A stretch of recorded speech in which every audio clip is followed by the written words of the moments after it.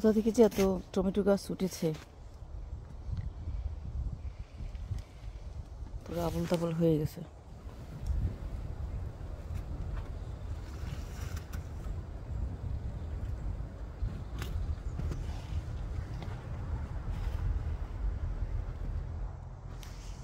আমি আলু গাছ লাগিয়েছিলাম বরাবর 1 মাস হলো।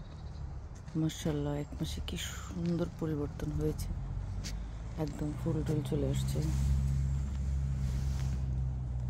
মনে হচ্ছিল গত 4-5 দিনে বেশি পরিবর্তন হচ্ছে, তার আগে এত বড় ছিল না। এখানে ডাঁটা শাক, পাটের শাক ফেললাম, জানি না পাট শাক আসলে উঠে কিনা। প্রথমবার উঠেছিল অবশ্য পটে। উপাসে এসে ধনে পাতা, মরিচ গাছগুলো এখনো ছোট,